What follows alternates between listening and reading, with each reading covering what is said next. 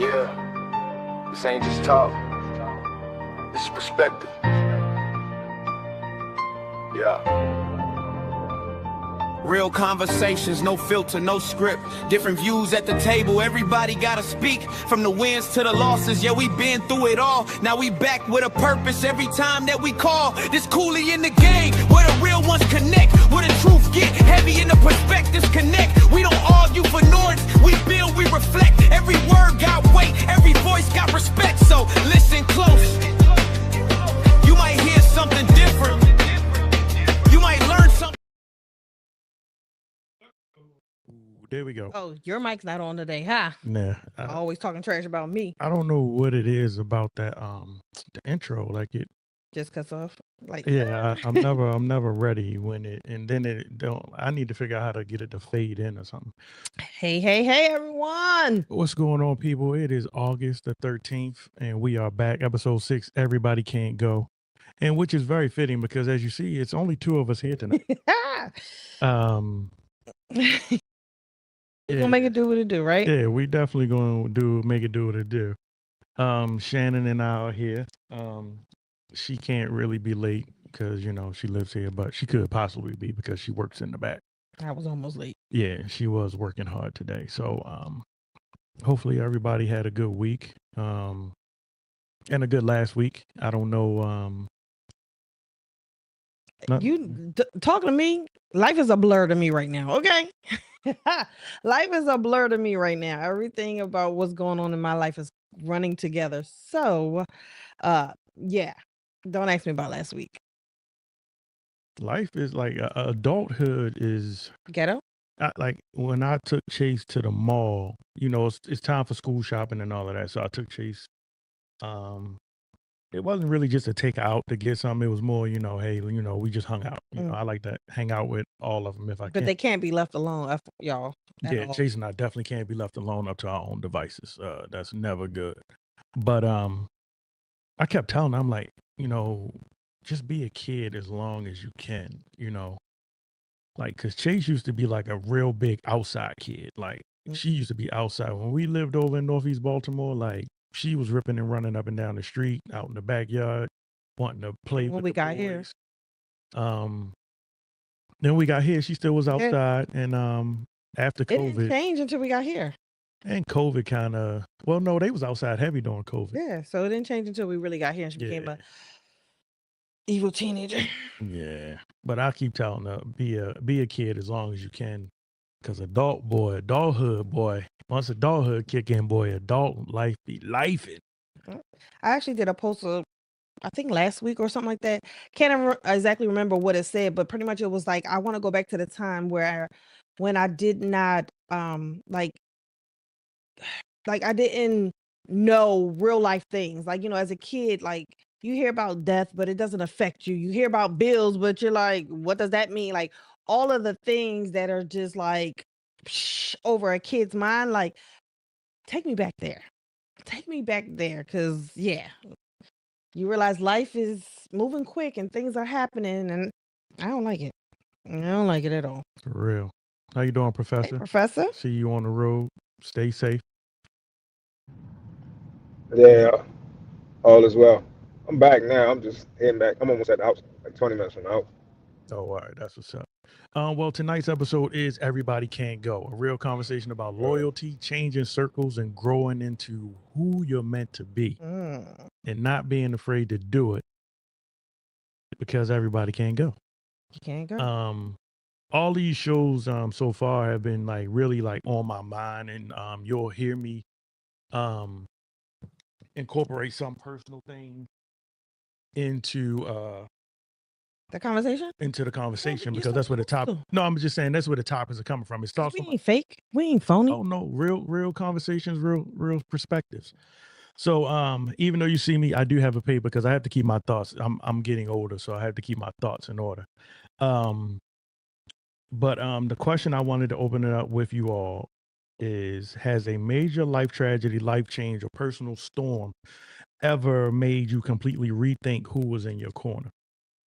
And some people don't go through things to make them actually question who's around them. That's true. That, and if they haven't had to go through something that seriously, that's a blessing. Let me say that. Like, that's a blessing. But don't you want something that's going to Test the friendship. test? Like, yeah. No, because I don't want to. No, I don't want nothing that's going to test my friendship. That if it has to mean that I got to go through some major stuff to just see if you in my corner or not, I'd rather not go through it. So how will you ever know? Like, how will you?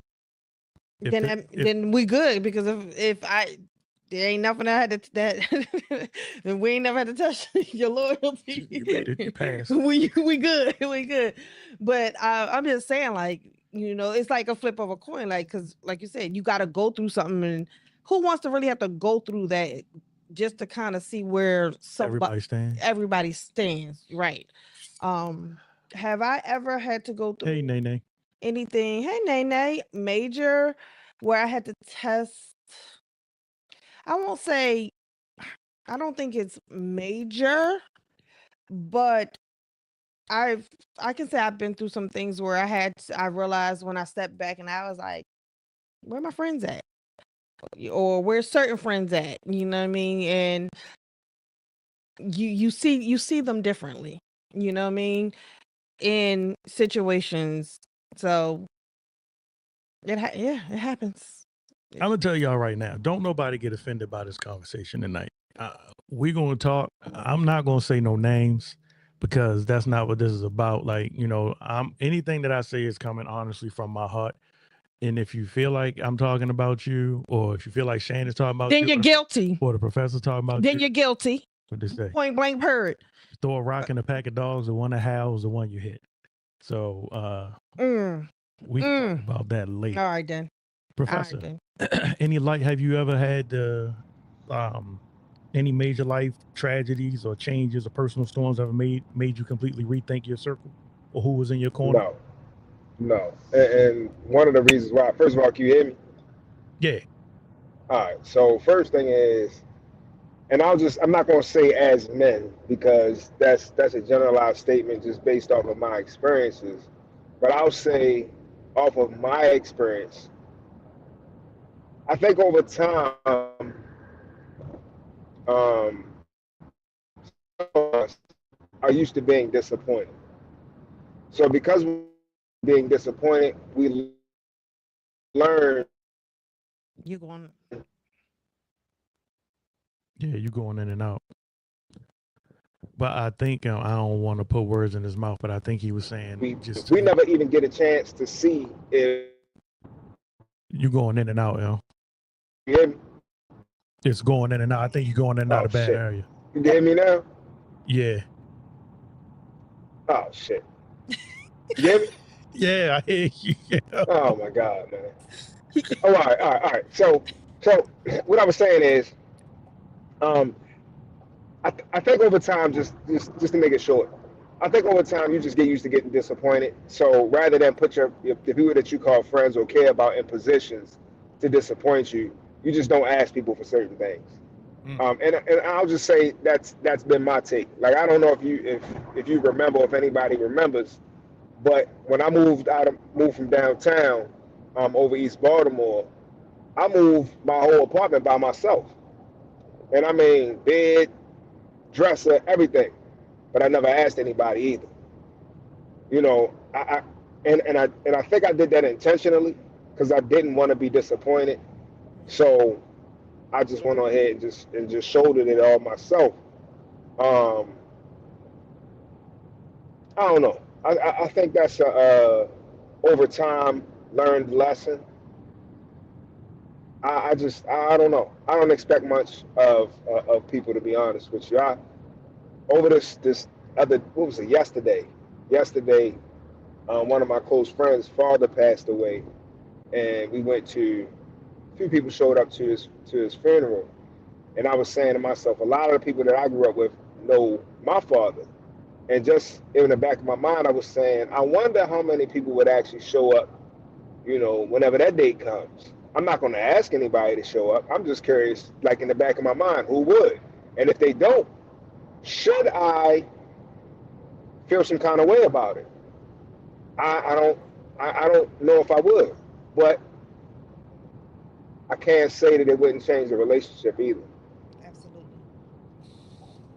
That's a good one. Very, very interesting. That's a good one.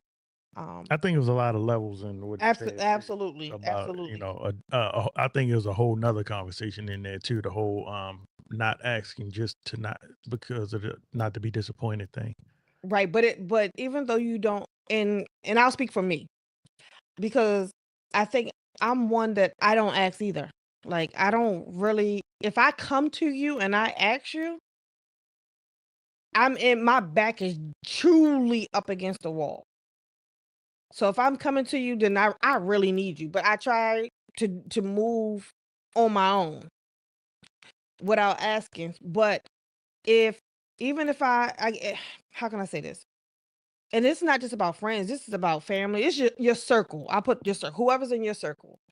Even though I don't ask, if you know what's happening, what's going on, if you see me and I'm genuinely your friend, your family, your sister, whatever it is that you label me, and you see that I'm going through, I shouldn't have to ask you. Hmm. You should show up. So even that has me side eyeing you just a little bit because on the flip side, I can't assume that in that particular point of my life where I'm going through, you ain't going through. So if there's not really a conversation, it's hard for me to put the burden of you not showing up for me when in actuality you might be going through something that needs somebody to show up for you. So it's twofold, but I'm definitely gonna side eye you till I have a conversation. Why are you pointing at me? You just sitting there, sorry. Well, all right. Well, that's interesting. Everything that y'all saying, especially the professor, because this episode came about because you know everybody would see me like if you don't know the background of the professor and I and a couple others that are in our group, you know, we used to throw parties. You know, we were the party promoters, the party people. You know, so when you do things like that, it makes you look like you know a lot of people or you have a lot of friends. When in reality, you just associate with a lot of people.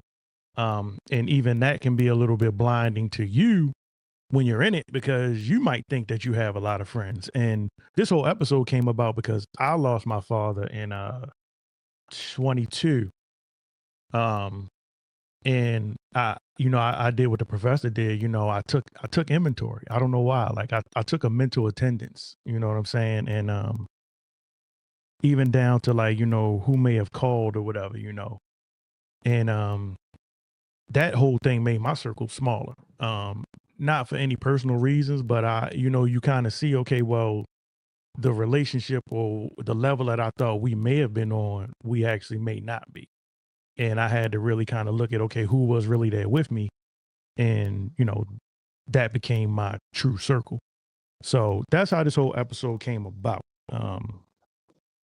Off of that whole thing, you know, me going through my whole life situation.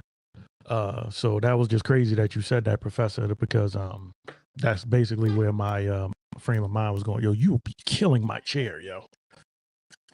Killing it, yo. Gently sit in the chair. It's not my face. Bruh. Is So that look, right. Diamond? So just to kind of add something else to the conversation. Um, Yesterday was like a really hard day for me to move around. I had a lot of work to do these past few days, going different places. But the person whose father passed, me and him have had a really close relationship over the years. And I felt like no matter what, I had to show up. Now I knew I wasn't going to make the funeral, which was today, because I knew I was going to be in Eastern Shore or wherever, Cambridge. So I knew that if nothing else, I had to figure out a way. I was trying to maneuver different things to make a way to get there. Now whether or not he would have felt some kind of way about it, I don't know. But after I left, I was kind of doing an evaluation. I was saying to myself, Funerals, realistically, I'm not gonna say all the time, but realistically, it's not for the person that passed away. No, not Funerals is Funerals are for the important for people that are still living. absolutely, And absolutely. if I have a relationship with just one person in the family, that's why you show up. Mm-hmm. The person in the casket don't know you're there. The Well, people in the audience are the ones that know you're there. So for me not to show up, considering the type of relationship me and him have had over the years, I feel like that would have been like a question mark, um, about what we really were, or true. what we really are, or whatever. So I wanted to make sure that I made every effort possible to be in the building for that event, because that was serious. That's serious to him, and if it's serious to him, it's serious to me. So I wanted to be a part of that. But I, you've probably heard me say this before. The closest person to me passed away, and I didn't say a word. You know, nobody even nobody even knows that it happened. Um, and I went to work the next day. Some people might be like, "Yo, why you ain't say nothing?" Such, such, such, such. I don't know. Again, maybe it's just the disappointment factor. I expect people to fail, so I don't say anything. Um, but not to drag it on and on, but yeah, it's definitely a good topic. No, I want to. No, I want to put his feet to the fire because. So now we're getting personal. Okay. So have I ever let you down? Well, I never gave you a chance to, so I wouldn't know if you would or not. I'm not that type of person, yo. I'm not the type of person to try to test people on that type of level, Okay. because Oh, go ahead. we Sorry. have a we have I have a certain relationship with people that I call my friends. First of all, to address something that you said a few minutes ago, everybody that I know is not my friend. Just just True. just for the record, True. True. I True. don't True. even think that most of those people are my friends. Not at all. And I'm very clear about that, and I'm very vocal. Other people choose not to hear what I said, but um, I don't consider a lot of people my friends. That's a very strong and intimate word, right? Um, but I don't feel the need to try to test my friends on anything, because if I have to question something about you, then I shouldn't be around you. That's facts. Hmm. That's facts. Um, I rather believe that if I needed you in a certain capacity, um, you will be available if you are available. Because that's another thing. Like Mm-hmm. Shannon pointed out, sometimes people just aren't available mentally. Like you think that they are because they haven't said anything, just like I haven't said anything. There's been plenty of times people have called on me for different things and I didn't have it, whether we talk about financially or mentally. But I showed up anyway. But I can't expect other people to do that. That's who I am.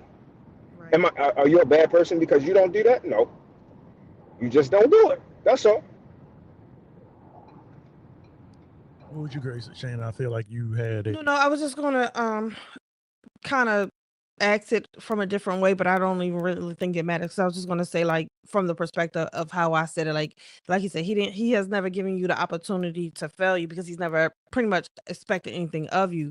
But at the same token, there are things that you do know, um, that he's gone through or went through, and as Well, a the one thing he said that he went through, I didn't know. no, I didn't say that. I said there have Oh been yeah, yeah, yeah, have yeah, been yeah. things Well, I feel yeah, over the span of your friendship. yeah. So even though he didn't ask anything of you, um, no, you didn't let him down. But at the same time, like, I'm, is there, I guess, a moment, I guess, on the flip side of that, like, even though you didn't ask me, like, when you needed me, was I there without you having to ask, type of thing. But like I said, at the end of the day, I guess that really doesn't matter because, like you said, I no. Bottom line was no because you haven't had the opportunity to let him to do that or So whatever. so whenever I really ask for things, it's usually trivial things. It's nothing. It's nothing that is a make or break scenario. Mm-hmm. Gotcha. Um, I just don't really put people in those type of positions. If I ever have a real problem, I'm not talking about, you know, like financial or anything like that. But if I ever have a real problem, like a real issue, more than likely, I won't say anything. You know, I'll probably just deal with it. If you know, you know. If you don't, you just you just don't. And I'm not saying it's a good thing. I'm not saying it's the right thing. Right. Like It's I just how listen. you are. Let me say this, right? So, um, a lot of us have been talking about the fact that we're getting older, and with that, the people that came before us are on their last leg, right? Hmm. And it don't have to be health wise. It just could be just age wise. They're on their last leg. They're on their last tour of duty, right? Damn. Last So leg. I've Jesus. I've been like contemplating. I think about stuff like this because I know You're breaking up again. I've been contemplating. Oh, You yeah. back. Can y'all hear me? You've been contemplating. All right. So I've been contemplating um, when that day comes for when one of my parents pass away, would I say anything? And I'm still on the fence about it. I may not say nothing. You know what I mean? It's And it's only because that's just this is how I look at it. I just how I feel about it. The people that have to know want to know, which is my sisters and brothers. I mean, I have an expectation for them, but I don't have an expectation for people outside of them to be a part of that. I just don't. And again, I'm not saying it's right because again, my father had, especially my father had a relationship with 95% of the people that I consider to be friends. your Right for father me did not work. He to done did work at our at house. least right, right. So is it right for me just not to say anything? Probably not. No. No, not at all. But yeah, I don't know. Let's see. I would say it's not. So the question is it wrong to expect people you've poured into to show up when you're burying a parent? Is it wrong to expect? People you've poured into to show up when you're burying a parent? Once it, it's hard, and I'm going to speak for myself. I'm going to speak for myself. Like I will truly be in my feelings, especially if it's somebody that I feel like I'm close to. You say pour in because you pour. That word poured in is the trick question there because I feel like there's a lot of people I poured in, but I don't have an expectation for them to show up for me. Mhm. I did what I was supposed to do, and that was what that was. But someone who is in my circle, someone who I'm close to, someone I consider my sister, air quote, because they're my friends, but we're that close. Um, or brother, I would expect. Well, let me let me take that back. I would hope that they would show up in some way for me. They may not can attend the funeral. They may not attend a burial, but I would expect to now I would expect to hear from you in some form or fashion. Some people don't like funerals. And Some that's people right. don't And, like, and see, showing up and I guess that's also a term that has to be broken down based on the person too. Because shows up means showing up in different forms and different fashion. showing up means I'm going to say to me, showing up is you weren't a ghost. Like I heard you hit me up. You at least called me. I got a card or Right. Like something it like. was something. And as somebody who has lost a father, I lost my father when I was 19. And So your friends were younger. So so they were younger, but I also had older siblings. mhm. So, and I don't want to say I've been to many, many, many, many funerals, but I've had my share of funerals that I've been to, and the amount of people who showed up blew my mind. even people that I wasn't close to. So for me, like if I'm going through something in a situation of losing a parent, and someone I'm not even close to is showing up for me, and you are my peoples, and you not there, yeah, there's So gonna be some type of conversation or some distance that will probably occur, because why is it that people who don't even have the access to me, I'm important enough in their life to show up when you don't? And like I said, and that's why I go back to, there has to be a conversation that has to be had, because once again, I can't assume because you were not there for me that you were in a space, in a time and a space to be available. So that's a conversation. But if we have a conversation, you just like, well, I just didn't feel like coming. I just didn't feel like, all right, well, yeah, okay. Then I know where to place you. And that's far, far away over in the corner by the spiders. Not the spiders. We're talking about death and burials. You talking about spiders? Well, they can get a casket too at that point, because they would be dead to me.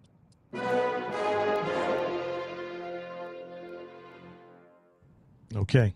What you was great say, Professor? so I want to touch on something that was said um, about people not liking funerals. I don't. I'd be surprised if anybody would say that they actually like a funeral. Right. Well, you know what I mean. Like, I don't mean like. I'm like, well, then again, there are some people. What was the lady on? Your mother? Yeah, my mother is definitely a funeral holic, yo. I ain't even gonna lie. Like, what's the lady on? What's your name? Your mother. So my thing is this. Again, that's a very selfish response to say, I don't want to go to the funeral because I don't like funerals. You're not going because it's for you. It ain't got nothing to do with you.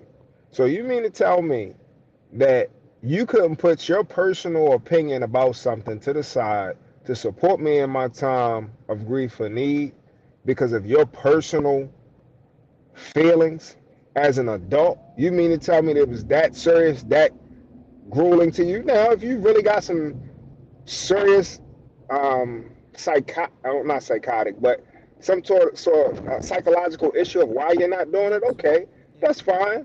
You know, that warrants an excused absence. But to say that you're not going because you don't like funerals, that's goofy, man. Yeah, you know, I think people use a lot of excuses for things because they just don't want to do it. That's just like when people say I don't celebrate certain things. You don't celebrate it because you don't want to do it. Just say you don't want to do it. Boom. Well, okay. So I'm the asshole now. All right, that's fine. I'm used to it. Who said that? But so with the professor, so the whole thing about not liking funerals kind of goes to the next point, like whether or not people stay away because they don't care or because grief makes them uncomfortable. Is that a fair like? Well, then I think go ahead. I think it's both. I think two things can be true at the same time. Yeah, so exactly. yesterday is when I really noticed it. I never really noticed it until yesterday night when I went to well, it came up before, but yesterday I didn't go to the casket. So one of the other brothers that was there was like, "Yo, why don't you go up there?" And I was like, "Nah, y'all don't normally do that, right?" And it might be because I just don't want to. I just don't want to do it. I'll show up, but I probably won't go to the casket. And then I realized, like, damn, you know what? I didn't do that with my man Mark. I ain't do it with Wendell. I ain't do it with Kimmy. I did it with none of them. And it just made me think about why don't I do it? But I think it's more so it's an uncomfortable feeling, and to keep from feeling the ultimate uncomfort, I stay away. Even when I play it back, I only went to the casket for family members because I was more or less forced to. But other than that, I probably wouldn't have done it none either. But you still showed up, so that's the difference. Then somebody Yeah, saying, you ain't gotta go up there and kiss the yeah, forehead and all that. Like, but you're there. yeah. You showed your face. You came to talk to me. You did the things that mattered.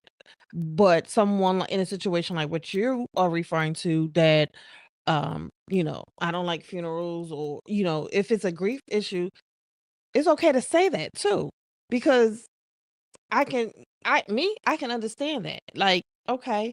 But at the same time, there's other ways to show up. You just don't go ghost. Mm-hmm. You have to be present in some form or fashion in anything that someone that's close to you is going through, that you are aware of. And it's not an everyday thing either. And showing up doesn't mean every day. So This motherfucker's retarded, though. He's retarded. Don't do him like that. He just came in, okay? He's one of my friends that can't go. Like, he can't go. No, Daryl. Nobody passed away. That was just a scenario of just a pretty much scenario. like, how do you feel if someone close to you, you lose somebody close, like a parent or something like that, or You family look around member, and and you take look inventory. around and your circle is not there. The people you call your brothers, they not there. Like, how would that make you feel? And then we're just kind of discussing that there is levels. And don't get to it that twisted situation. tonight, y'all. The whole conversation is not about you. The conversation in general, and That's why I keep trying to add other aspects about it too. as we evolve into it, the conversation in general is more about just growing, Right. and just taking inventory of of who's around you. Absolutely. Because not a lot of people are still hanging with the same people that they used to pee to bed. Like, everybody peed to bed and nobody told nobody the next day. Nobody's hanging with their pee to bed friends. Like, I mean, most people aren't, especially females. But That's true. we'll get to I that. got mine. We'll get to that later on. Before we roll off of this one, the last thing I kind of wanted to ask y'all or Mama. propose to y'all is what's worse, someone not showing up when you needed them, or realizing they were never who you thought they were?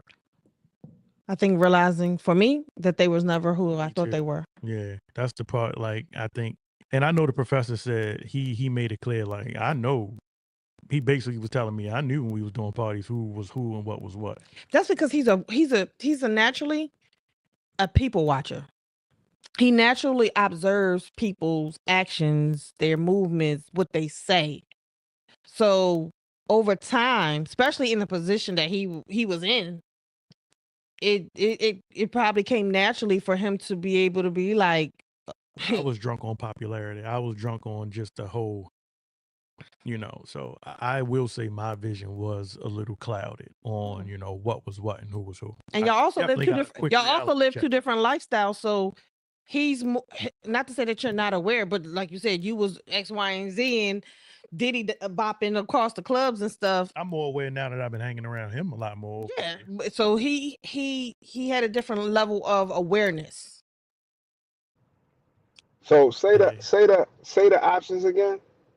What's worse, someone not showing up when you needed them, or realizing they were never who you thought they were? Yeah, it's gonna be they were never who I thought they were. Yeah, And because I think I've experienced that off the top of my head one time in my life that I can think of off the top of my head. And that was relatively recently. And this is with a person that I've known for, God, gotta be almost 20 years. And to really realize at this stage that we were never friends. We were, hurt, right? yeah, we were really just fulfilling a void in a short period of time that both of us needed in that moment. But once that void was no longer there, you call it trauma bond. And there's a lot of friendships are just Mhm, that, unfortunately, yeah, but people don't realize it until it hit the fan, and then you really sit back and you start evaluating everything, and you realize like, yo, this mofo they really was never my friend. Yeah. But And it does it hurts because you've built what you thought you built is now shattered. yeah. And when you start playing back conversations, Hmm. start playing back scenarios, you realize that they were never there in the first place. Yep. You Yep. just overlooked a lot of the shit that you should have paid attention to or should have spoke up on. Hmm. And then Yep. you start beating yourself up more or less, depending on the severity of it, for not addressing aha moments. I always think back to like cartoons when back when I was younger about how when something would happen and the cartoon character would have like this light bulb over top of No, their head, right? I'd be mad at And those. and that's how I feel about What happened? One of them friends he let go just came and knocked I his just came ass and out. snatched him out the car. Damn. While the professor will be back. He had a technical difficulty. Somebody just jumped him. You are tuned into the Cooley the Gang show live every other Thursday night, 8 p.m. to 9:30 p.m. On YouTube, which is going to be our final home. So I know there are some people watching on my Facebook page. I will implore you. My word game is getting vicious. Like, come on now. Implore. I will implore you. Yeah, boy. To go to our YouTube page. Go follow us. Go to our YouTube page. Just go to YouTube, search Cooley and the Gang. And please continue to be in the conversation with us. Because I am about to have to kill the feed on Facebook. Janae, don't laugh at him. So please go to our YouTube page. It's Cooley and the Gang on YouTube. You'll see the live, and please join us there. Dang, now it's more people in there now. I kind of don't want to shut it off, but Shannon gonna make me shut it off. Yes. Oh, it's getting shut off. If you're watching Eventually. on my personal Facebook page on Facebook Live, please, we want to keep talking to you. We want to hear what you have to say. Please, please go over to our YouTube page, Cooley and the Gang. And it's right here scrolling across the bottom of the screen. We also have a, Shannon told me it wasn't no use to y'all, but you can also scan the QR code at the top left. But Shannon said you're probably watching on your I phone. was like, so if they're you can't watching on their scan the phone, code. how they gonna scan the code? But if there's some way you can do it, you can scan that QR code and continue the conversation with us. Episode 6, Everybody Can't Go. Welcome back, Professor. yeah. So what I was saying is it just makes me think about how some of the conversations and scenarios that I've been in with different people that I'm more so mad with myself because I saw it long time ago, and it was situations that I should have addressed, I didn't address because I wanted to see the positive side, or I wanted to see the beauty in a situation that was ugly from the start. Yeah. Yep. Yeah. That's true. Very That's true. rough, though. All right, let's pivot to where we are today. Quiet demotions and natural expirations. We are in the age of social media. Hated it. And the one thing I hate is that person on social media that got to tell you Everything they do? they ain't your friend no more. Oh. Or tell you that they just blocked 15 people today, or like I just don't understand. That part I just don't get it. But moving beyond social media's obsession with cutting people off. Friendships. Let's talk about What about your friends? right. Will they stand their ground? The Will whole they let you? Okay, sorry. My bad. the whole reason, season, and lifetime. And that's back to what the professor was saying.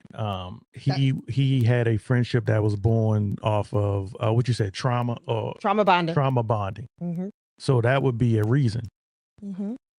That happened in the season. That would be a reason that happened in the season. Mm-hmm.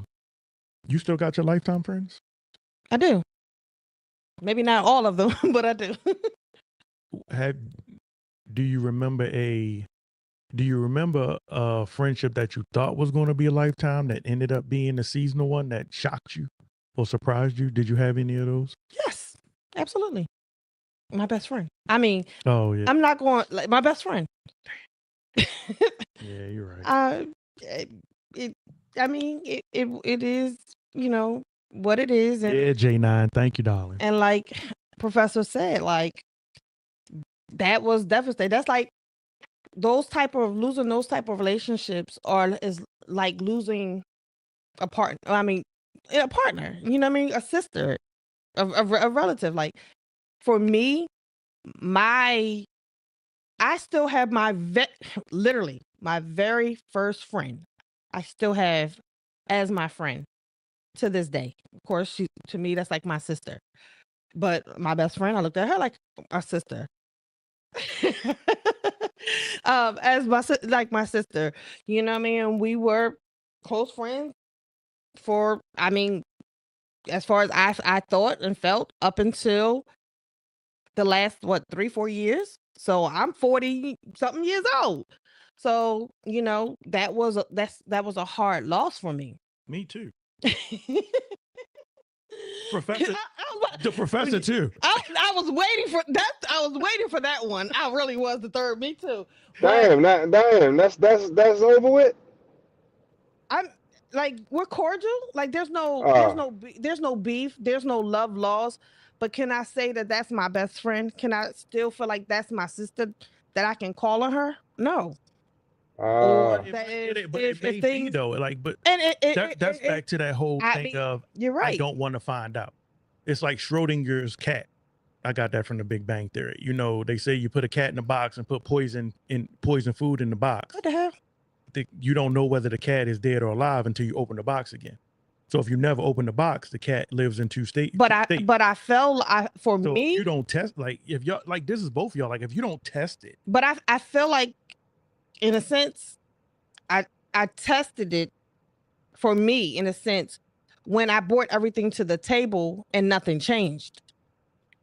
I poured my heart out of how I felt and what we together needed to do to move forward. But things are still the same today as they were before the conversation. And see, I think that's one of those things. I think that's a late growth stage in life. Because we all get friends and we all start to grow. And that's what I was going to say. And that's why go later. And that's why I say, I love her to death. I wish no harm on her.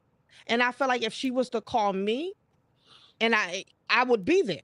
Like, you know what I mean? Like, she recently lost her grandmother. I immediately picked up the phone, text her, acknowledged the loss of her grandmother and all of those things. And that conversation was that conversation. And we went on about our business.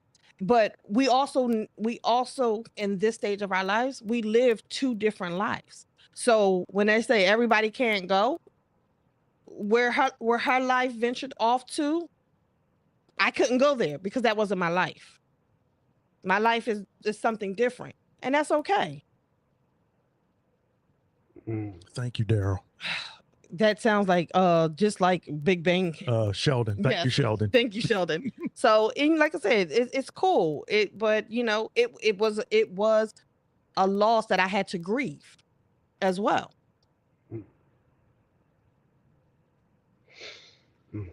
It's a lot of yeah, that's what I was like. Dang. I had a lot. But God don't make any. But I also feel like God also replaces the things you lose too. So, like I said, I still have my friends from day one. I still have my first friend from day one, and I know. Let me say this. Let me give this as an example. And I wasn't going through anything major, but I was going, and you remember this because you helped them plan this. A couple years ago, I was going through a time here in North Carolina. Yes, I've met some people and I've built relationships, but it was for a minute. Like, I just needed my friends. Oh my God, why I feel like I'm about to cry. Wow. Shut up. It's okay. Shut up, boy. I needed my friends. I needed my sisters. And it was like, I didn't need, like, I just needed their presence. And like, I just randomly text like, hey, I miss y'all. Something to that extent. That was the end of the conversation. By that weekend, what was it, about 5? Because we deep. It's like 9 of us. And shut up, Michael, you get on my nerve. It's like 9 of us who have been friends since literally kindergarten through elementary, middle school into high school. Like it's a group of us. And by the end of that week, I want to say 5 to 6 of them was walking across my grass as I was working in the back just to show up. Just to show up because they heard that I needed them. We did nothing that night but sit, eat pizza, laugh, talk, and the next day they were gone. Like, and that filled my tank so much. So It was that jump start you needed. exactly. So when you talk about your people showing up, it doesn't always have to be this elaborate thing and even in that, the one person that was missing who was supposed to be here said they would be here. When they got to the airport and they made the call, they weren't there, but the others were. Mm. So you sit back and then you see who is there when you really need them, and then you can really tell who has your back. And like you said, you're right, because I don't know if I was truly going through something that if a call was made to her, she wouldn't show up. I can't say that, but I don't have the relationship where I feel I don't like think you were tested either. I won't, because for me, I don't feel like I have the relationship with her to do so either. So that call would have to come from somebody else. Stop MC. I got the tissues. But once again, it's a grievance of a friendship and then a reminder of the importance of the friendship. Because like I said, that small little thing obviously, even years later, it makes me tear up because that's how much it meant to me. But also with these situations, like what you went through, like that, the loss of somebody in your life, I think we also need to not just talk about your circle, but the people that show up that you would have never in a million years expected to show up. That's true. I don't think they get enough credit. Like, you're right. That person that shows up and is there and is like, hey man, like, hey brother, hey look, hey sis, whatever. I think that person should be commended. Just because, they didn't have to. Yeah, they didn't have to. Yeah. Right, exactly. But they thought about you in that moment. You just really never know. Like, well, damn, I never even really put any stock into this whole friendship or associationship or whatever. And this person is right here. That's genuinely the people that at least I feel like for me, and I'm not just talking about my friends, my homegirls, my sisters, but the people that I'm genuinely like, you know what I mean? Like I have some level of real rapport with, or I feel like I try to be still be that person. Like, yeah, we're cool, but you may not expect me to be the one to be like, you good? I think you do it too much for people that don't deserve it.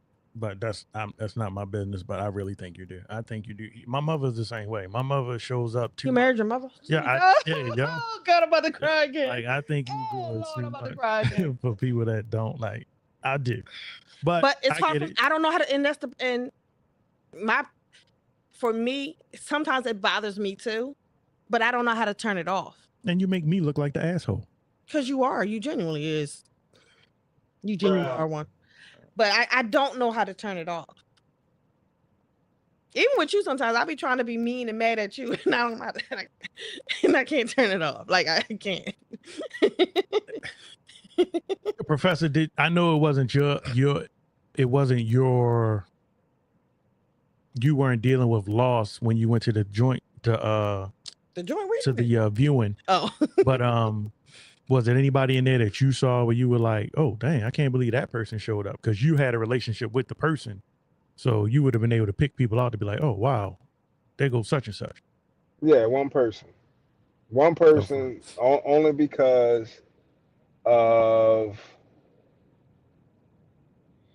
a prior understanding or misunderstanding. and I was actually surprised to see like they say, water under the bridge. Mm-hmm. In that scenario, and sometimes your trauma brings people together in some situations. Yeah.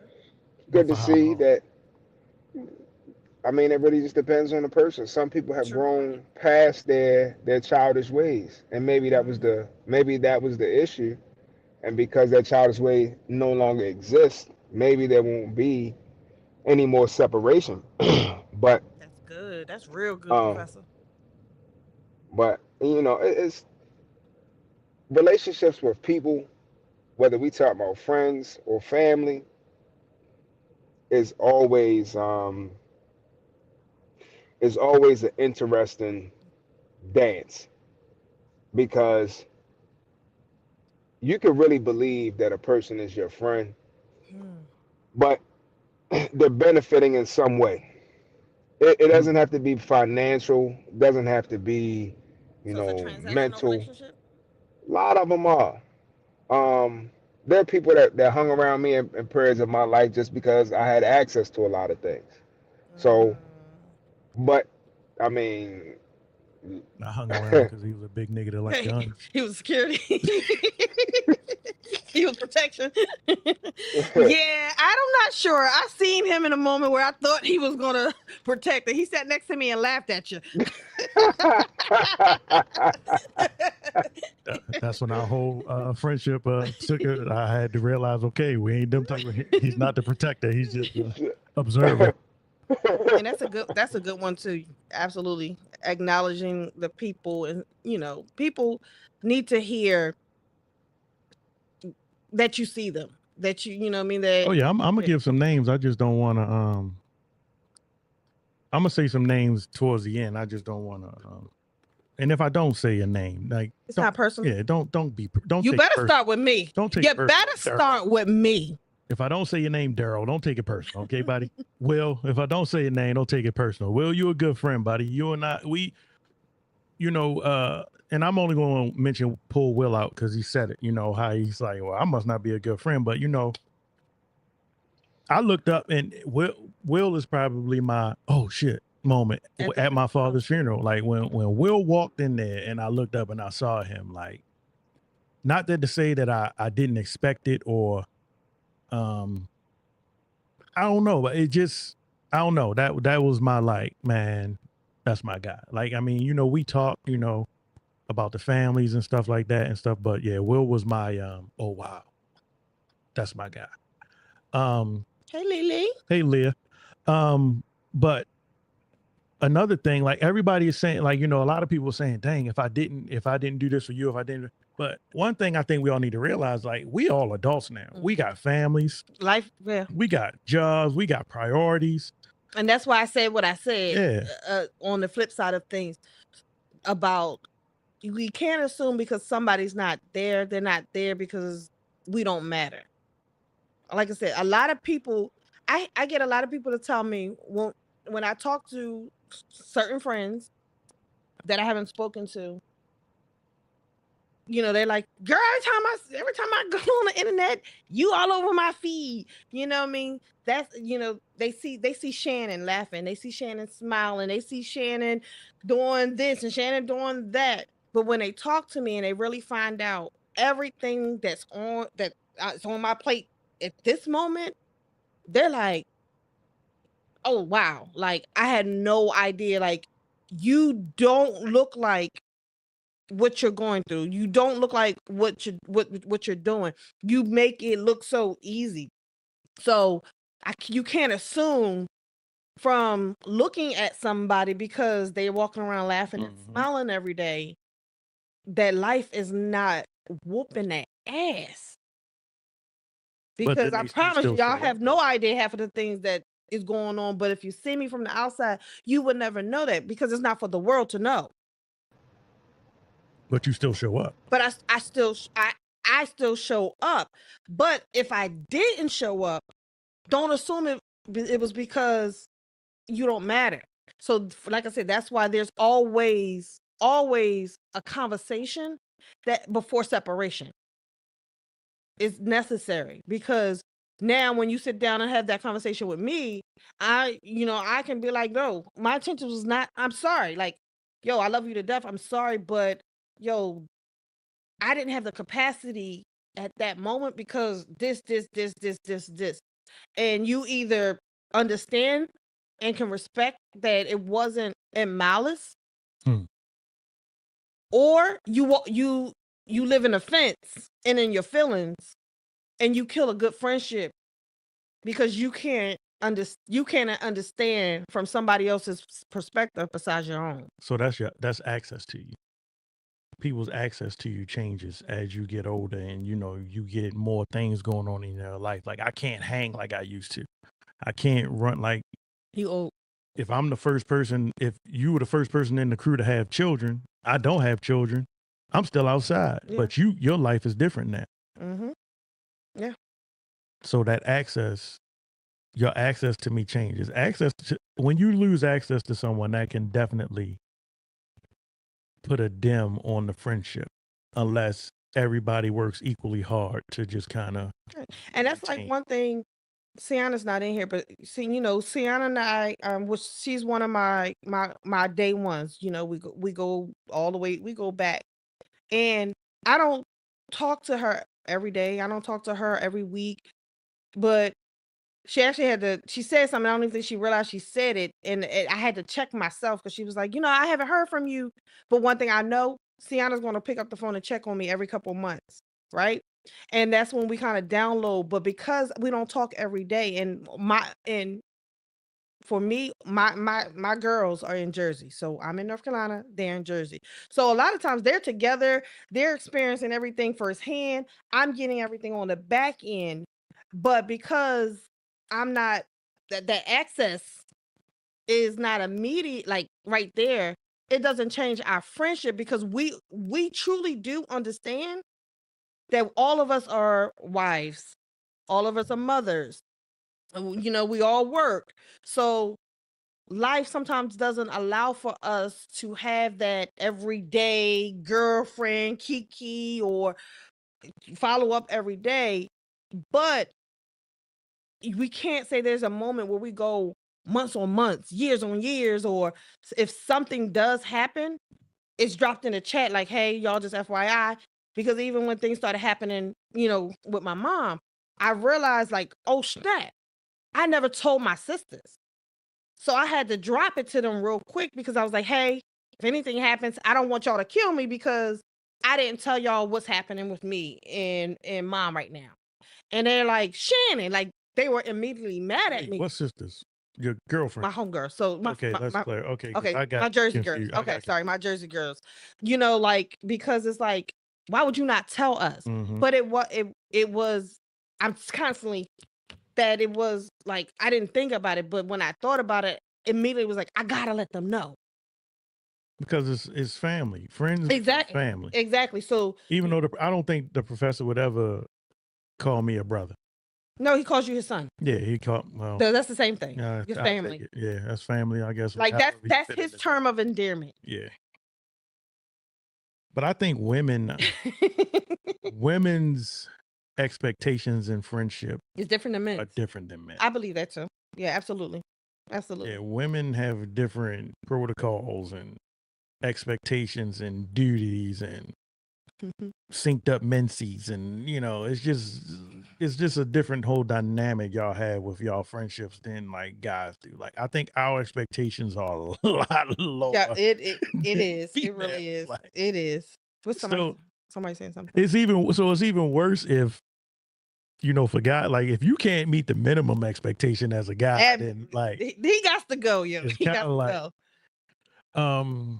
different expectations with different levels of awareness. Some truly like emotional intelligence, self-awareness, empathy. Shannon says I'm not empathetic at all. He is not To show up for others. He is not at all. Like he's not. And no, let me take it back. We're not about to have I'm empathetic. I'm going to take it back. I said because you are. He is just not empathetic for people outside of his circle. And I don't think I should be. I do not think I should be. If, like I said, after everything that happened with my father, like I took an inventory. Was it right for me to do it? Maybe not. I don't give a shit. But I took an inventory. I looked around. Not during that moment because I was in it, but after everything was said and done, because when you lose somebody in that moment of preparations and funerals and everybody coming to the house and bringing all the food coming over, it's a lot going on. Yeah. But when things get quiet again and you in your own thoughts and I'm sitting in this garage and I'm on my third shot and my second cigar, I'm thinking like, wait a minute, Where the hell was? did such and such? And then what I'm saying, Shannon, do you remember seeing? I did take an inventory because that was important to me, because I took an inventory when we moved, You definitely did. when we relocated. Like, No, you still take inventory. well, I'm You trying do, not and- to. I'm trying not To to. you do, because you do to this day. It's like we've been here 20,000 years, and because the expectation is always for you to make a move, but it's not done on the same other side as well. What's up, Marcus, man? What was up? Condolences to you, brother. What Cindy say? Cindy. Now, for those who have an understanding of each other's lifestyle, perhaps give grace that life is life and have conversation. Is that my girl? Is Cindy Lou my girl? Nina? Yeah. Yeah, Okay. resident therapist. Hey, Sandy. Yeah. So when we relocated, and now the whole relocation thing, you know, I can't expect.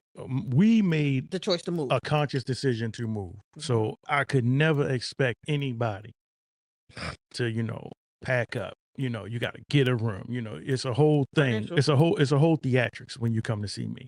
Unless, you know, it's nothing big going on and I got space at the crib, you know, then you pick one of the kids' room you want and they sleep on the couch. That's how we roll.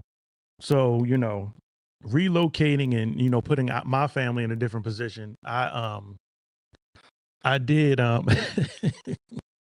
I did make that conscious decision, but at the same time, you know, I did stop and look around like, well, damn. They ain't been here yet. And it's only reason I stop and look around is because don't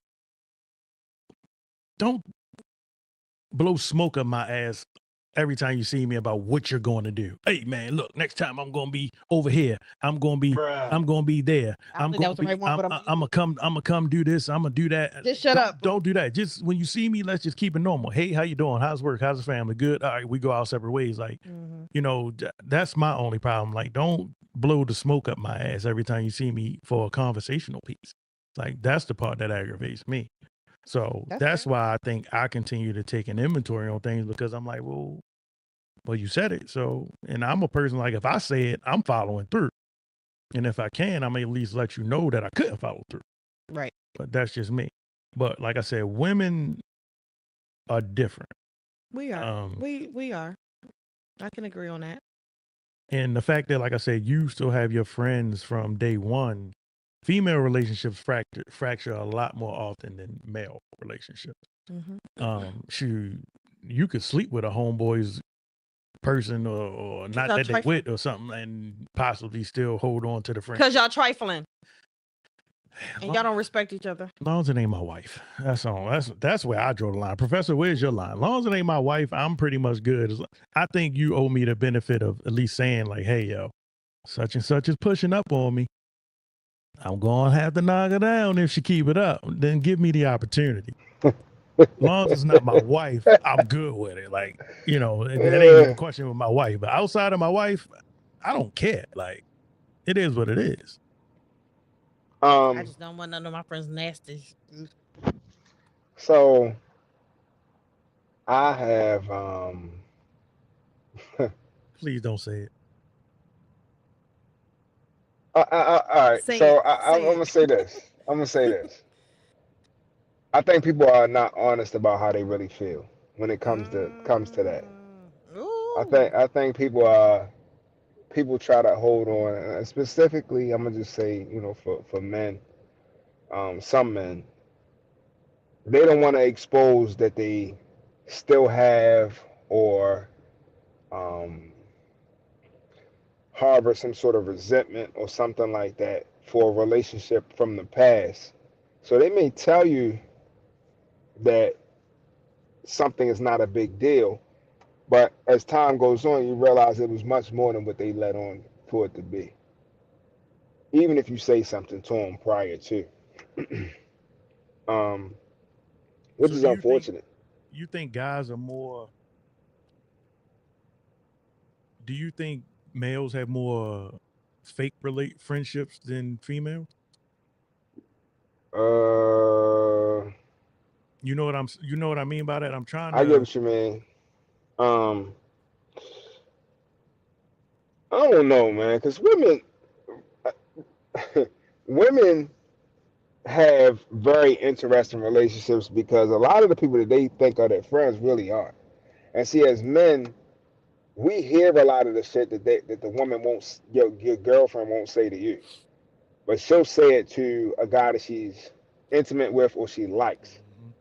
Mhm. Um, so I know that there are a lot of scenarios out here where where the girl, where the other female really don't care for the other girl, but she like, yo, that's my dog, that's my bestie, you know, such.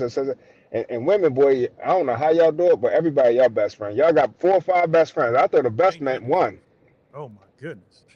but I'm gonna tell you, just in my experience, it just seems like um, women have very hmm, not so nice relationships with each other, man. Seriously, with men, it's a Definitely, little bit different. It's a little definitely bit different. cutthroat. Yeah, it's a Women are little more bit different cutthroat. with guys because I, again, I think you kind of know who will do what and why. With guys, we kind of have an idea of who would do certain things and who wouldn't. Um, and also there is a layer of expectation, unspoken expectation with guys. If if you violate that layer of expectation, whatever that is, you generally don't really come back from it. With women, kind of like what Shannon said, y'all might be a little more forgiving. Like let's just use the example of what you was talking about a little while ago.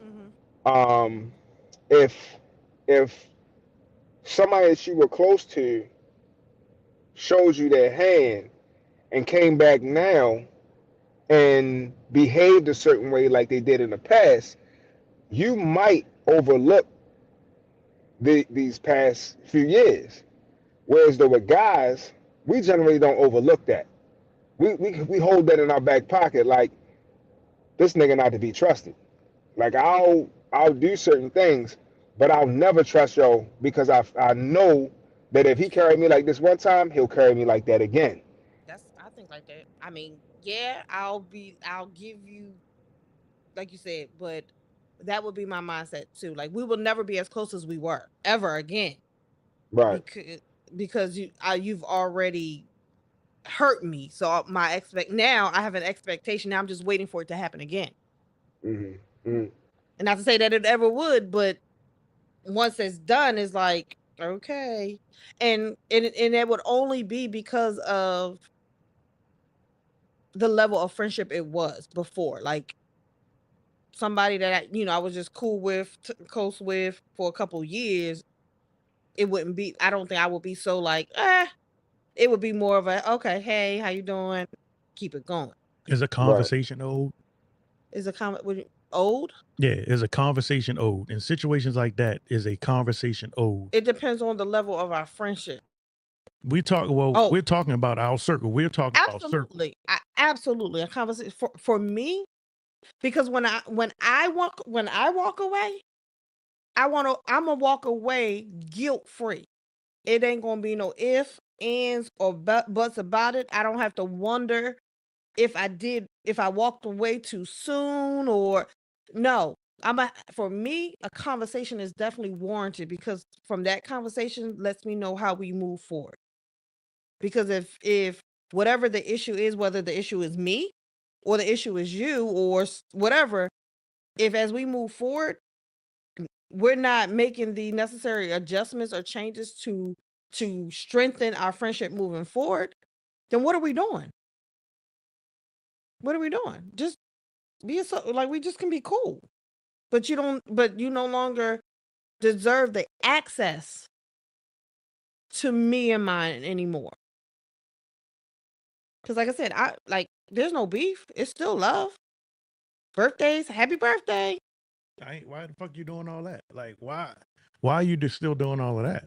Because there's no love law. Like it for me, like I said, this was somebody that was like a sister. And no, Oh, okay, you talking about for me, okay, yeah, that's what I said. okay. This is because you said this is the type Okay, this is okay, who we're talking about. Okay. So it's I'm still cordial with you. So it really depends on, of course, it would have to depend on what happened. Exactly. Like this person. So what's your line to where? So okay, my people slept with my husband. Oh, husband is it? There's no coming back from that. Like there's no coming back. What about an ex? What if somebody slept with your baby dad? I've told them you can have them. They're like they don't want them. But like, Professor, you believe her? She okay with that? For me, once I'm done with you, No. I'm done with you. No. Once I'm done with you, I'm done with you. Like, let me ask you this question, and you don't have to answer it. But I'm gonna ask anyway. Why? Because I'm sitting here. That's what I Did you ever care about your child's father? Absolutely. Okay, so if you cared about him and somebody that's close to you sleep with him behind your back and you find out another way, it is going to bother you. So he didn't say behind my back. So that I feel like you're being sneaky. Now that's for me, you're being sneaky because why you couldn't ask permission? Why couldn't you ain't got to ask permission? Just tell me. You okay? Well, like I don't want to walk up and y'all two in my face like y'all together. Like, okay, but I may not want to be around him. But thankfully, my baby daddy's a good one. So I go to weddings and everything. So we good. But but it's for me, don't be a snake about it. Now that's my issue is you being a snake about it, because why'd you have to sneak and do it? Yeah, now that does put a whole nother not because you're with them, it's how you did it. Mm-hmm. That would be my issue. And look, Shanae, when I say my day one, that's who I'm referring to. We have been friends. I can't remember when we were friends. She is my first friend ever. That's because y'all both old, so as you get older, your memories start to go and shit. My bad. Shanae, handle it. But that's we're still friends. So I feel like even I would say for her, she would definitely be more of a sister than a friend, because like I said, we grew up on the same street. She was before anybody. So I would say she would really know me. Even with the distance, she would be the one who probably know me the most, even though the other person was my best friend. So, and like I wouldn't be mad if y'all want him. Then that's on y'all. That's on y'all, and y'all gonna have to deal with little Frank. Because I don't know if Frank wants his auntie and his daddy together. I'm gonna tell you personally, for me, it's probably maybe 1, definitely 3, possibly. I'll be very honest about it. If somebody was to ask me about any of them, my answer to them is you don't have to ask me for permission, but I'm going to tell you that if you do it, it is a possibility it's going to change our relationship because of how I feel or felt about them. So if you decide to do it, just know that it could change the dynamics of our relationship. And I'm just being honest with you about it. You can say it's childish, you don't own people, all of the buzzwords. You can say all of that. But I'm going to tell you that just where I am in my life right now, if you do, just know it could change the dynamics of our friendship. And if you're okay with that, then be okay with the end result. That's all. And that's fair. I mean, that's fair. I don't think it's anything wrong with somebody who may have feelings about that. Now, if there's somebody you didn't give a two craps about, like, why you really mad? Like, you was just busting them down. Like, why you really care? I just think it's nasty. Like, I personally don't want to go behind none of my friends. Be with somebody that one of my friends was with. So for me, it would always be a no for me. But like you said, if it's somebody that you had a past with where that really mattered at either now or a point in your life, then that response would make sense. That yeah. Okay. You sir, Me what? this your question. What was my question? Oh, is a conversation old? But how do we get on if no? You asked the question about my baby daddy and all that other stuff. I don't know how it got there. I know what I asked, but I liked where it went. The professor answered the question. Would you feel some type of way? I already said I would prefer if the sneaky. That was the whole doing it behind my back is what would trigger me. Like, well, shit, I thought we was better than that. Yeah. Now I do have to take a whole look at everything and be like, all right, well, if you would do that, what else would you do? Absolutely. That's my only thing. Outside of that, like I said, and the professor doesn't believe me every time I say this, but I don't care. Like, I really don't care. I got so much other things going on, and I've been blessed in so many other ways. Like, I mean, people are going to be people at the end of the day. True. You know, so that's what but I'm not even gonna look at him like, because I already know he ain't doing nothing. Yeah, he's actually behaving. Yeah, but I know he don't believe me when I say that. Yeah, he don't believe me when I say that. So you're tuned into the Cooley The Gang show. We're talking tonight about everybody can't go, just friendships evolving over time, relationships, betrayals, and a lot of people showing up in important moments. I was gonna say a lot of people, when you hear that everybody can't go, always associate it with like you like growing, like doing something big. You know what I mean? Like, well, that was what I was about to ask next. That part of growing, you know, as you grow, like people start to do other things, and some people end up being successful faster, no matter what your definition of success is. Everybody's definition of success is different, but you know, some people hit their stride quicker than others, and that can be a little intimidating to other people. Jealousy, starts to spark. Yeah, you know, because you know, our friend group, squad, or whatever you want to call it, like all of us did things at different moments. I was the last one to get my damn driver's license. Like just little things, but like I never looked at it as competition. Like it always motivated me. It made me want to be like, you know what?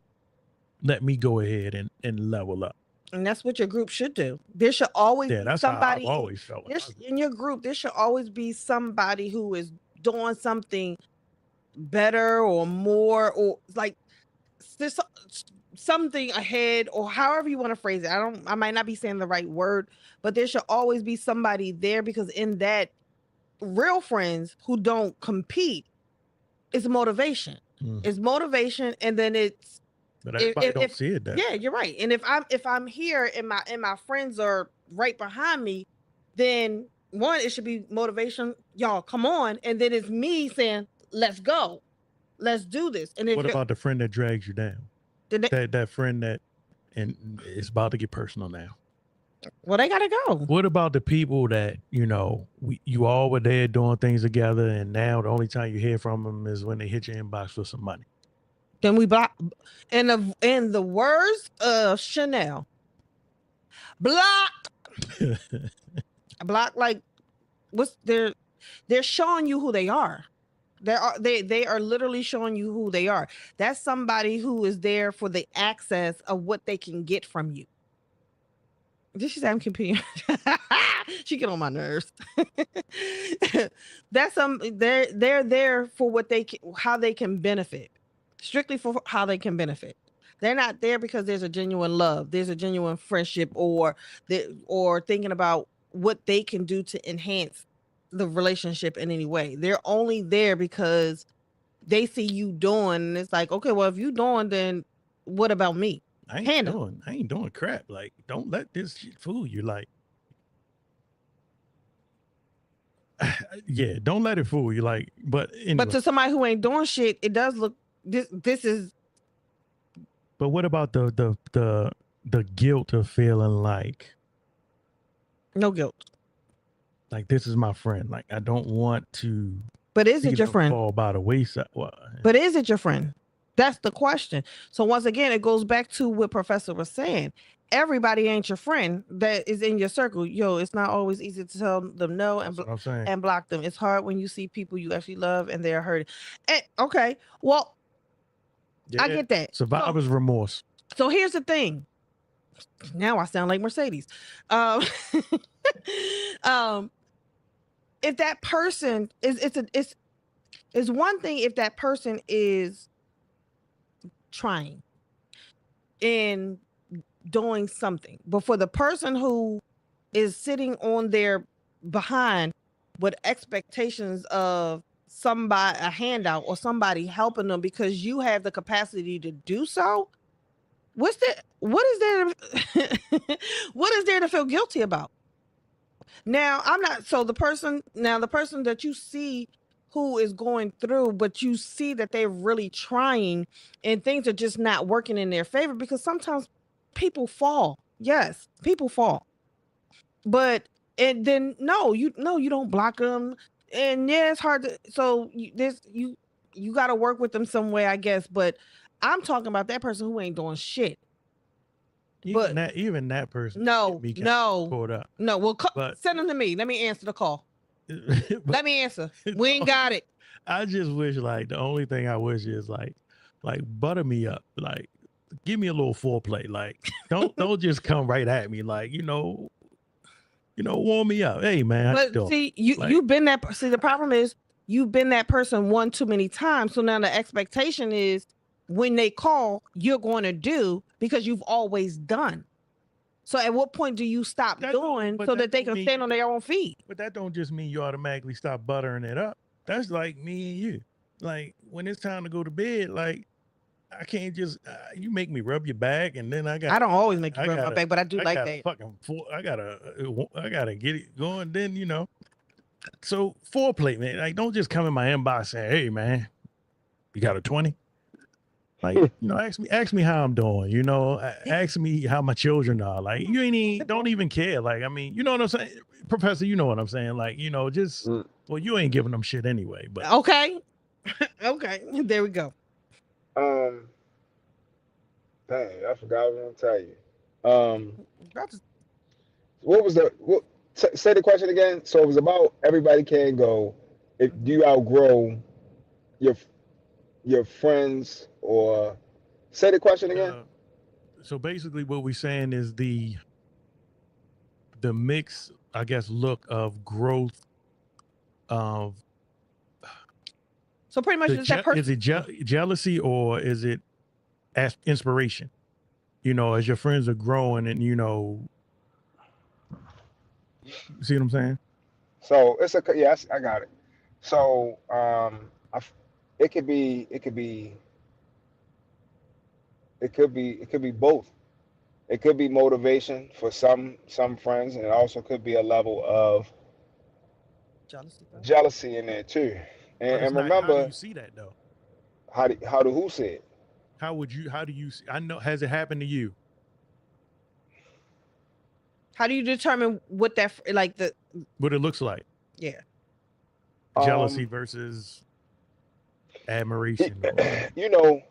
I think we all, in some shape, form, or fashion, wish we had certain pieces of everybody within our circle of friends, whatever that looks like.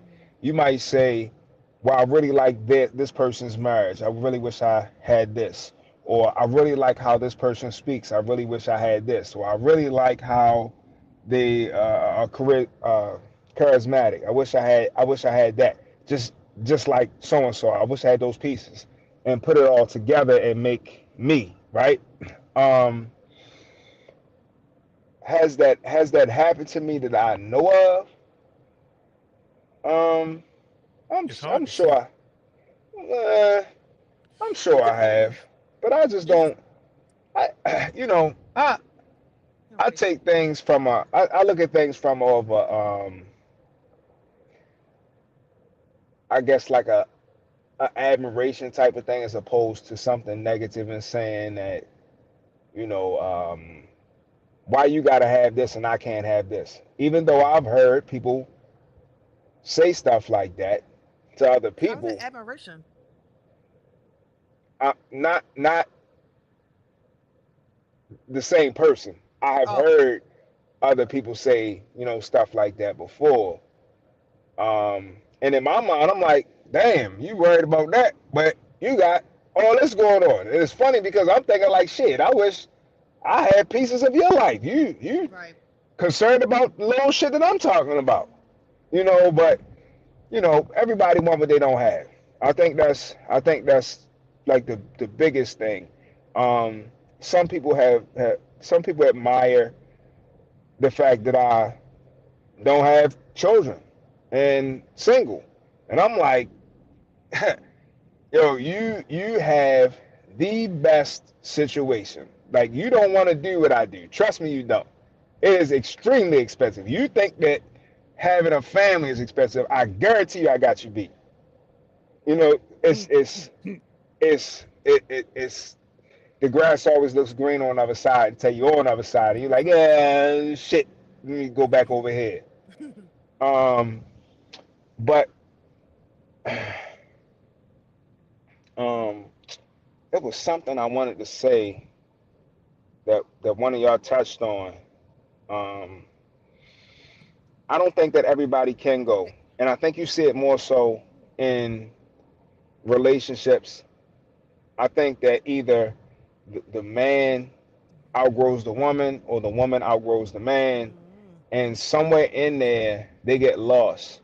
They forget why they got together, and one person just doesn't want to be there anymore because they feel like they're bigger than whatever this is, um, and they move on with their life. Are they wrong? Guess it depends on what you see in the relationship that you have. Kind of like what you said. What about if the person is dragging you down? If we're gonna say the energy is real and you have excelled in your life, and the person that you are supposedly spending the rest of your life with is still in the same place from the day that you met them, then it is a conversation you need to have, right? I remember what I was going to say. So I had a friend of mine that was complaining about her child's father's sister, and what she was saying is that his sister always asked her for money to help her with her rent. So what I said to her was, I said, is that a friend of yours? She said, yes. She said, I really like her. I said, okay. I said, well, if that's the case, um, and you're willing to pay her rent, why don't you, if you're willing to pay her rent and you care about her, and this is something that is on your mind, then instead of paying her rent, why don't you take her to help her get her dealer's license or get her dealer's license for her, go get a car, help flip her first car, show her the ropes, and then allow her to do it on her own instead of keep paying her rent. Mm-hmm. So I Teach say her to that to fish. say, right. So I say that to say that a lot of times people that are in good positions will say stuff like, um, everybody in my friend group need to you know, get on the ball on their own. Yeah, but you on the ball.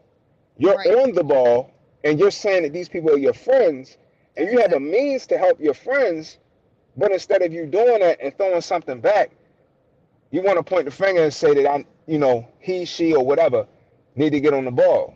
Well, Mm-hmm. are you really a friend, or are you standing on your high horse and being judgmental? And again, teach its own. Oh, you're Teach its right. own You're on how absolutely on, right. on how you want to look at things. But you know, I brought this up before, like even with the whole trading thing, right? I've said that there's no way that, like, if Mike wanted to learn how to trade, that I would charge Mike or make Mike put some money out to learn how to trade. I think that shit is ridiculous, right? Mm-hmm. Um, if I had a business and had opportunities for people that I consider to be friends, where they could come up just like I've come up, then why wouldn't I put them in a position? So for instance, like I have a cleaning business. When I finally moved from Baltimore, I've already said in my mind, I'm giving my business to my brother because he's been in it. I don't expect nothing from him. I'm not trying to take nothing from him. He can use the money, he can use the opportunity, he can have it. Now if he want to throw me something every month or whatever, all right, cool. But I say all that to say sometimes I think we forget that we all have a village, right? Yep. And our friend group is supposed to be that village. And if for some reason someone has established a a bigger network in that village, then why aren't you assisting with building the other networks within that village? This is my opinion. This is how I look at things. I don't think anybody has to agree with it or any of that. I just see it a certain way. And you know, my I know I just said I don't have any kids, but I'll just say my child's mother made a great point. And one of the things that she said was she hates the fact that she's in a position where she could get up and travel the world tomorrow, and the people that she called friends can't do it. I So asked her to give me a job. It hasn't happened yet. uh, she she has been and is very instrumental in trying to help me get to the next level of my life. So that Absolutely. way, when it comes to traveling, she could call me and be like, "Hey, I'm going to the Bermuda Triangle tomorrow morning. You trying to go? Cool, come on, let's go." You know, But so see that, but that don't help her friend circle though. I'm just saying But if it does. It in a sense it does Well, yeah, because because they their like friendship. what's understood don't need to be explained as Yeah, far as the dynamic. people, Yeah, but yeah, yeah. it does because he's e- a part of her friend group right, in so on a different level. Yes. even if it's not just me, it's all of her friends. She look at it in that way. It's not just me. Her Hmm. all of her friends because she feels like it's no fun in having everything By yourself. and having all the money or all the opportunity and doing it by yourself. Who wants to travel by themselves, making memories by yourself? Like Hmm. you got people that you call friends, and all you can do is go to Fridays with them. That's crazy. And you're able to travel the world. No, I want everybody to get on board and everybody to go, do this and run over here and do different things. Like But that's as what a you friend. hit another level, Mhm. as you hit different levels in your life, you get ingratiated into different circles. Okay. I'm on my eighth Okay. grade. Y'all hear him? Get Okay. ingratiated into different circles. So as you're getting into those different circles, it can kind of Open new opportunities you for up her. and kind of pull you away somewhat from that other circle. Now, not that Uh-huh. you're doing it intentionally, but Mhm. subconsciously you can be pulled away, and then all of a sudden those old friendships just die quiet. But And you're but absolutely right. you're right. So, But then that's because you and for me, I feel like then you have to check yourself because just because opportunity In has your opened, mind, you're not doing nothing wrong though. why? But that's the problem. That's why once again you have to check yourself because as those new opportunities open up, yes, it could take me away. But if I allow it to completely turn my back on my friends, the people that's been in from day one, am I a friend? Am I a friend? Because I'm chasing the opportunity ahead of me and saying F everybody behind me. I don't think you're saying F everybody behind you. What would you grade say, Professor? so I just want to point out a couple of dynamics of life, right? So you have people that come from foreign countries that send money back home.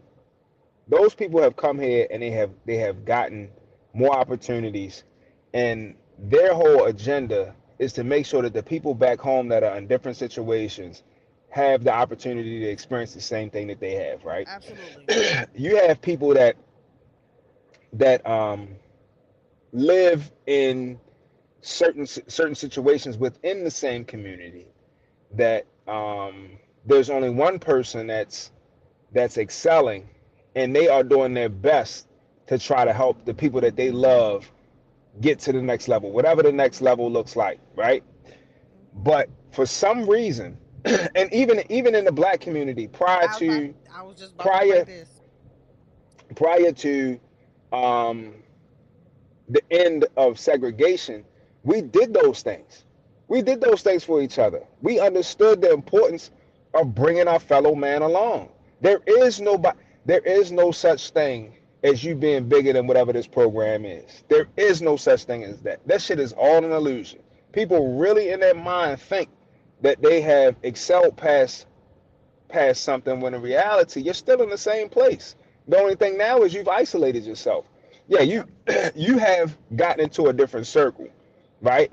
But the people who know you, the people that care the most about you, the people that in some situations may have laid their life on the line for you, you're leaving them behind, and you think these new niggas that you're meeting now are going to do that for you? Are you Say it crazy? again. Say it again. Like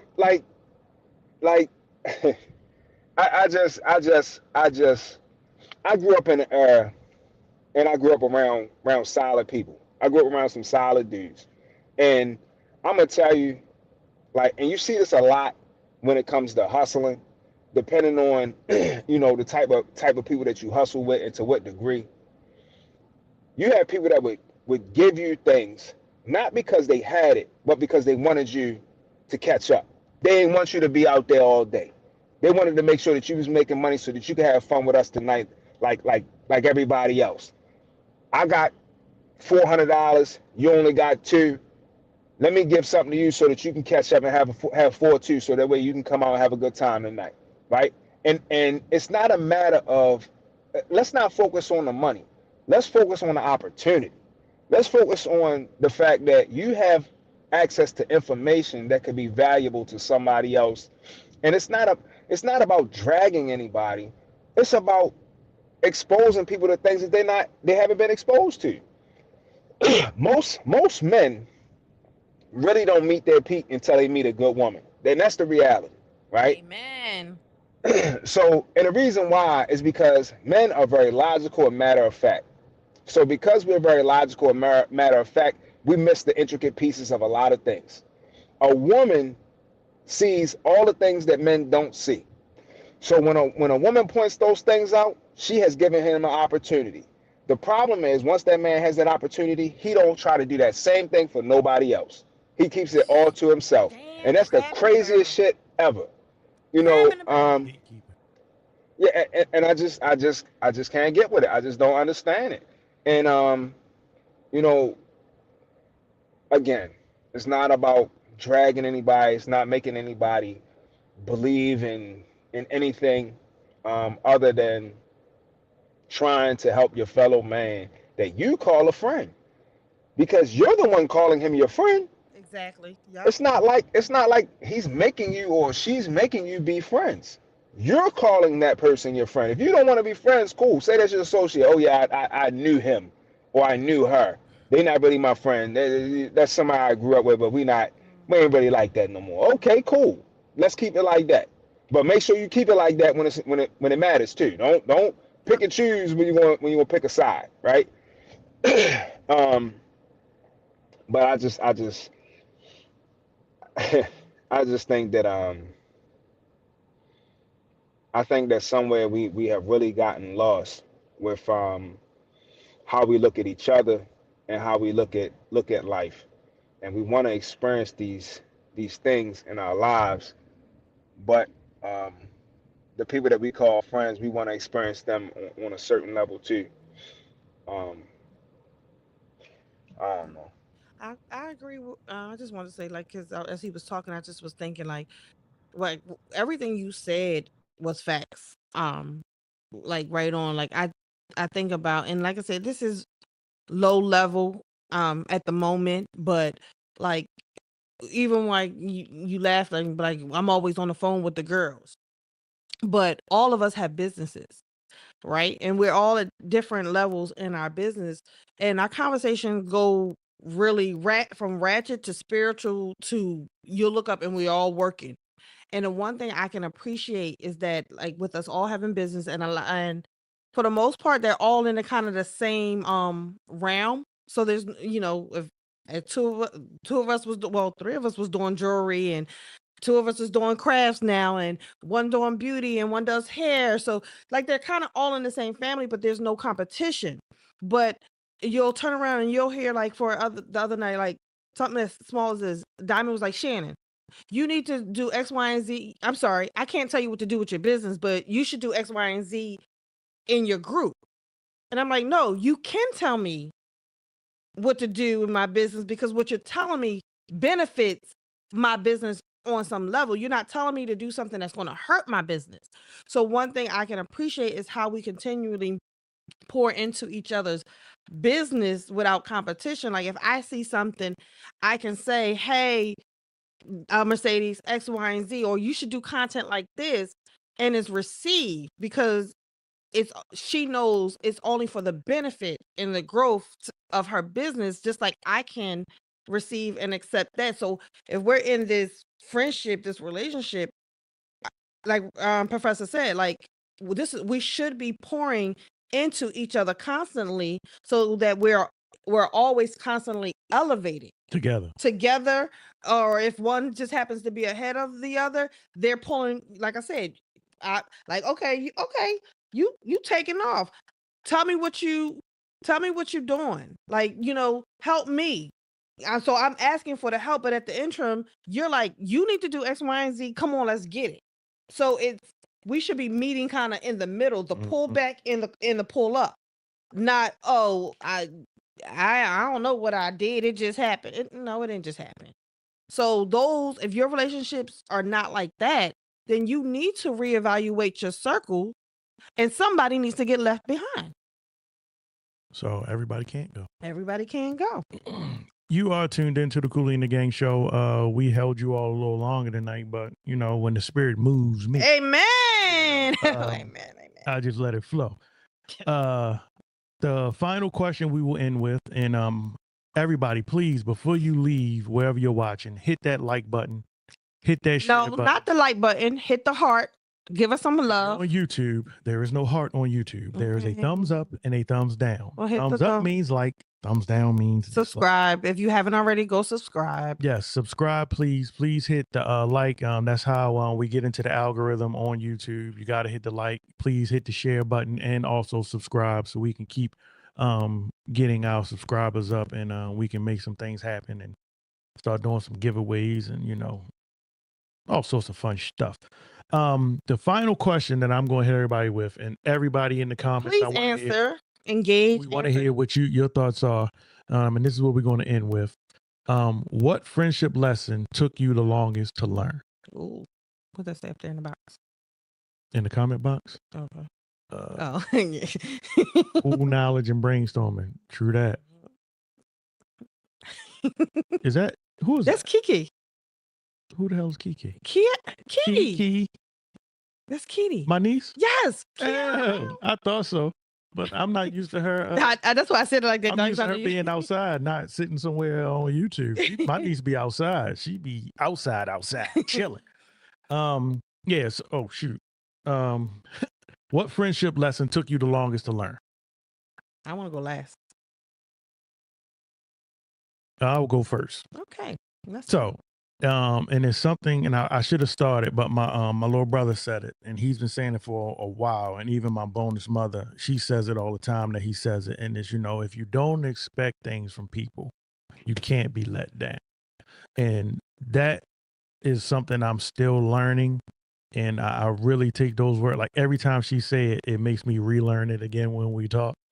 And but I mean, it's true. Like, I mean, I have to stop. I should have went first. Expecting things, Should have went first.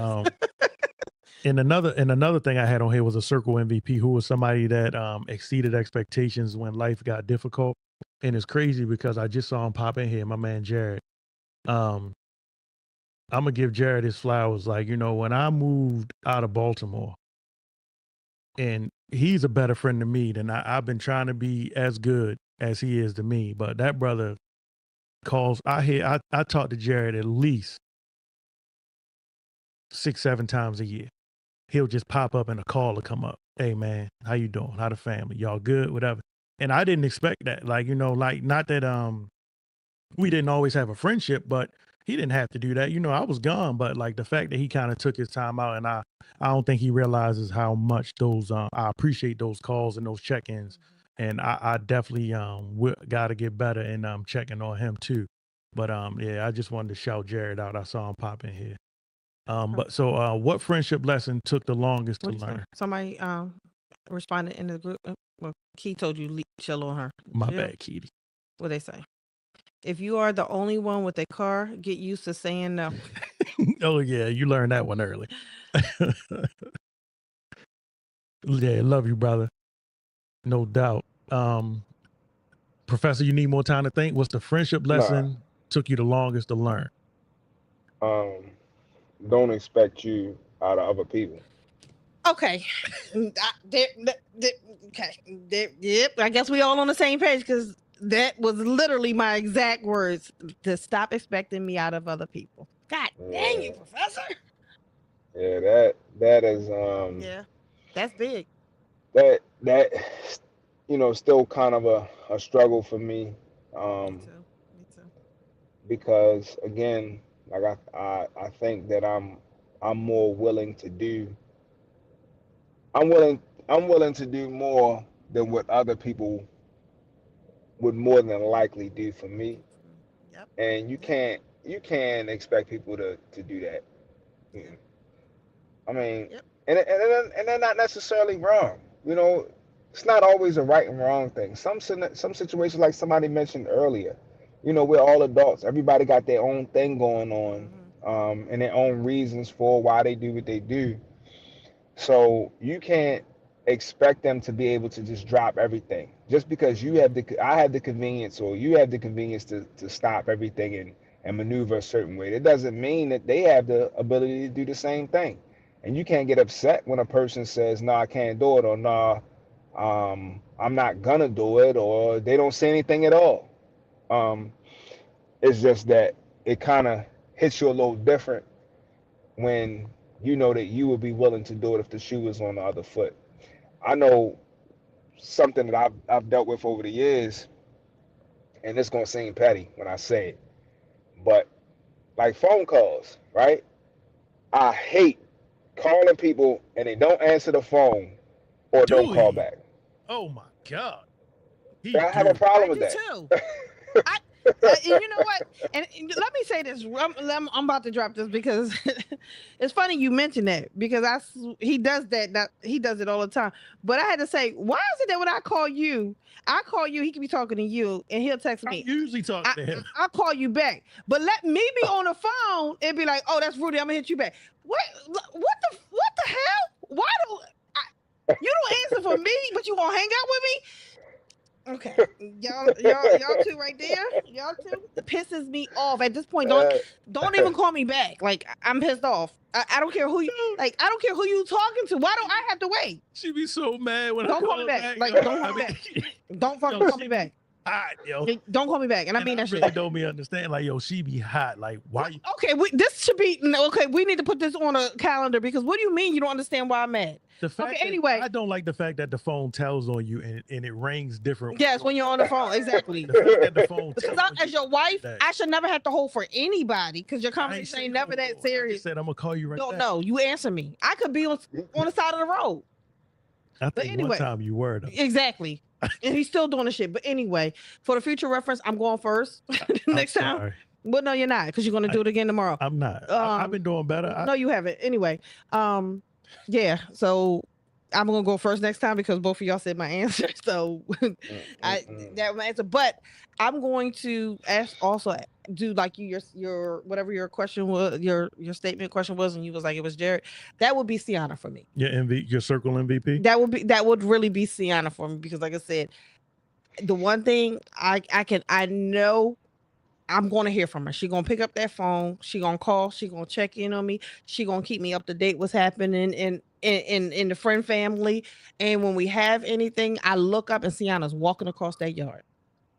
So it would be her. It would hands down. Super C. Super C. And one thing Super C don't play is she don't play about her friends. And that's for sure. Professor, you got a circle MVP? It's me. A circle MVP. Mm-hmm. You talking about Basically, us a on circle here now? MVP. No, it could be anybody. It's somebody that exceeded expectations when life got difficult. But I guess with you would have Hey, Chanel. you would have to say no because you don't expect nothing from. And you don't share when Yeah, things and get you don't difficult. share when things get difficult. Or just period. Or what Yeah. about just period? Like someone who Listen. always shows up even when you don't expect them to, but somehow they're always there and available. I would say Patrice. I would I have to can say agree. Patrice Absolutely. because Absolutely. when I got into that car accident, I didn't even realize I had her as my emergency contact. And I don't know if you know this about your phones and the Apple Watch that Yeah, we just it found can that out. detect crashes. Oh wow. So I didn't even call her. The Apple Watch or the phone sent her a text message because it recognized the collision. Oh wow. And she Well, said kinda the like a phone rang 911 call. different. Yeah, Oh it wow, rang for real? different. Yeah, she said it rang different. It said,